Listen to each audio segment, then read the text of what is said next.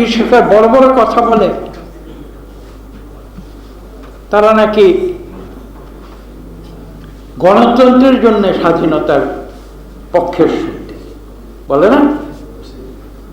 তারা যদি স্বাধীনতার পক্ষের শক্তি হতো তাহলে এটা কি সম্ভব যে তারা বাংলাদেশ থেকে গণতন্ত্রকে বিসর্জন দিয়ে এদেশে একদলীয় শাসন কায়েম করবে? এদেশে বাকশাল 2 কায়েম করেছে।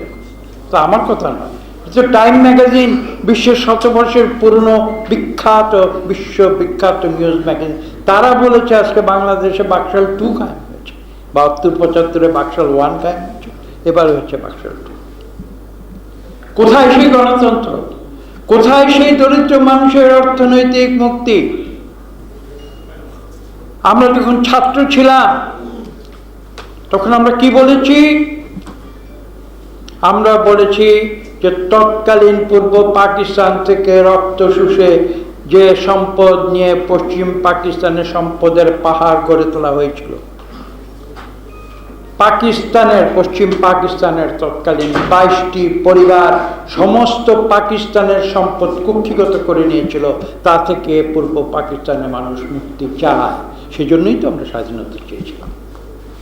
আজকে দুঃখের সঙ্গে বলতে হয় যে বাংলাদেশ আজকে সেই পাকিস্তানের সেই 22 পরিবারের মডেলে 220টি পরিবার তৈরি করেছে, যারা বাংলাদেশের সমস্ত সম্পদ কুক্ষিগত করে নিয়েছে। এখানে একটি অলিগার্কি সৃষ্টি হয়েছে, গণতন্ত্র কবরে চলে গেছে।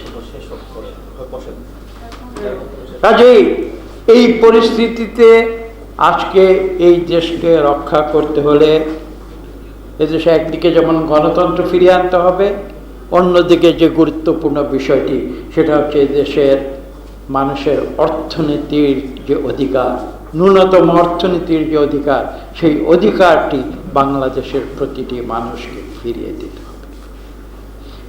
আজকে আমরা এখানে দাঁড়িয়ে বিদেশে, আমি একটু আগে বলেছি, যারা তাদের জীবন দিয়ে অর্থ উপার্জন করে তাদের শুধু দরিদ্র পরিবারের জন্য পাঠাচ্ছেন না, যে অর্থে বাংলাদেশের যে সরকার আজকে বাজেট তৈরি করে, আমি শুনেছি বাজেট নিয়ে অনেক আলোচনা হচ্ছে, সে বাজেট তৈরি করে সরকারকে একবারও উপলব্ধি করে, একবারও কি বোঝে সেই বাজেট তৈরি হতো কিভাবে যদি এই এক্সপ্যাট্রিয়েট কমিউনিটি তাদের রেমিটেন্স বাংলাদেশে না পাঠাতো? তাহলে এই বাজেট তারা এই ভুয়া জাতীয় সংসদে বসে ভুয়া এমপিদের দিয়ে কিভাবে তৈরি করত? সেটা কি সরকার বুঝতে পারে? বুঝতে পারে না, কারণ তারা আকাশ কুসুম কল্পনায় আছে। এবং সেই আকাশ কুসুম কল্পনা তৈরি করেছে কিভাবে?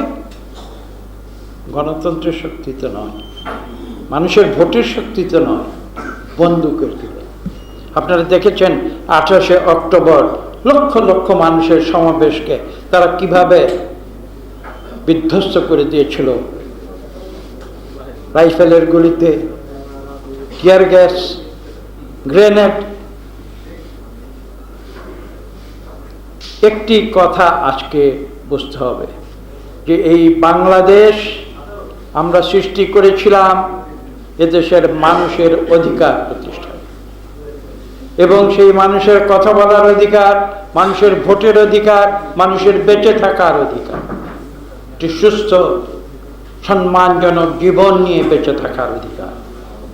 কিন্তু আজকে বাংলাদেশ যে অবস্থায় উপনীত হয়েছে, সেখানে মানুষের